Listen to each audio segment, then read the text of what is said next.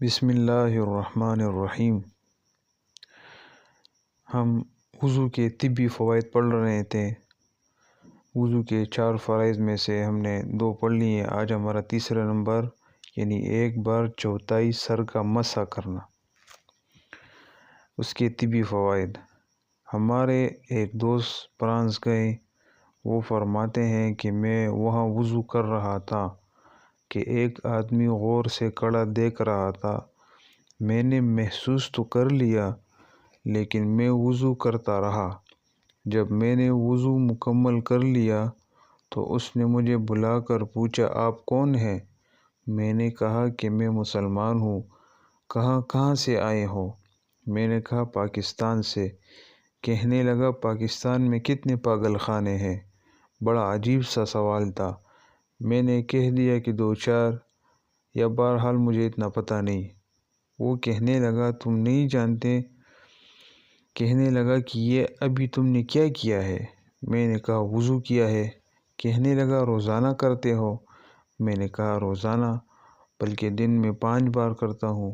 وہ حیران ہوا اور کہنے لگا یہاں مینٹل دماغی امراض کے لیے اسپتال ہے، میں اس میں سرجن ہوں، سوچتا رہتا ہوں، تحقیق کرتا رہتا ہوں کہ لوگ پاگل ہوتے ہیں۔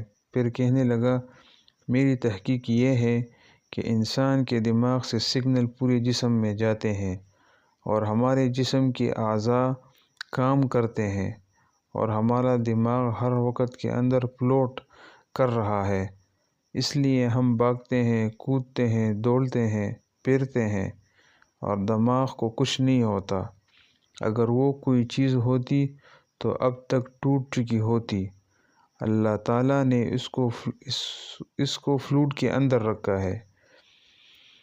اس دماغ سے چند باریک باریک رگیں بن کر آ رہی ہیں اور رگیں ہماری گردن کی پشت سے پورے جسم کو جاتی ہیں۔ سرجن مزید کہنے لگا میں نے جو ریسرچ کی ہے، اگر بال بہت بڑھا دیے جائیں اور گردن کی پشت کو خشک رکھا جائے تو ان رگوں کے اندر کئی دفعہ خشکی پیدا ہو جاتی ہے اور انسان کے جسم پر پھر اس کا اثر ہوتا ہے۔ کئی دفعہ ایسے بھی ہوتا ہے کہ انسان کا دماغ کام کرنا چھوڑ دیتا ہے۔ اس لیے ڈاکٹرز نے سوچا اس جگہ یعنی مسح والی جگہ کو دن میں 2-4 ضرور یعنی تر رکھا جائے، یعنی اس کا مطلب گیلا رکھا جائے، یعنی جس طرح مسلمان مسح کرتے ہیں۔ ابھی میں نے آپ کو دیکھا کہ آپ نے ہاتھ منہ تو دھویا ہی ہے، لیکن یہاں گردن کی پچھلی طرف آپ نے کچھ کیا ہے۔ اس لیے وہ ڈاکٹر کہنے لگا آپ لوگ پھر کیسے پاگل ہو سکتے ہیں؟ مزید یہ کہ مسح سے لو لگنا یعنی شدید گرمی کی وجہ سے آپ کو بخار ہو جائے اور گردن توڑ بخار کا خاتمہ ہوتا ہے۔ حبل الورید کا راز۔ ماہرین روحانیت نے انسانی جسم کو 6 حصوں میں تقسیم کیا ہے۔ ایک حصہ حبل الورید ہے۔ اللہ تعالیٰ نے ارشاد فرمایا میں تمہاری 6 رگ سے زیادہ قریب ہوں، یعنی حبل الورید وہ یہ ہے، یعنی شاہ رگ یا رگ جہاں حبل الورید سر اور گردن کے درمیان میں واقع ہے۔ گردن کا مسح کرنے سے انسانی جسم کو ایک خاص قسم کی توانائی حاصل ہوتی ہے جس کا تعلق ریڑھ کے اندر حرم مغز اور تمام جسمانی جوڑوں سے ہے۔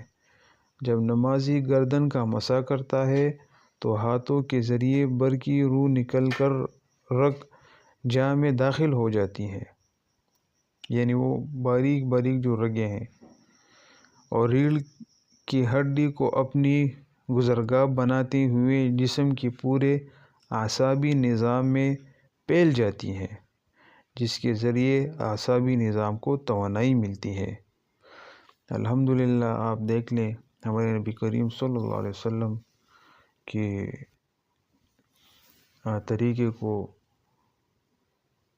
طریقے میں اللہ تعالیٰ نے بہت زیادہ جسمانی فائدے بھی رکھی ہیں، روحانی بھی رکھی ہیں۔ دیکھیں ایک ڈاکٹر نے اپنی ساری زندگی اس تحقیق میں گزاری کہ یہ زیادہ تر جو لوگ پاگل ہوتے ہیں، پاگل خانے ہیں، اس کا علاج کیا ہوگا؟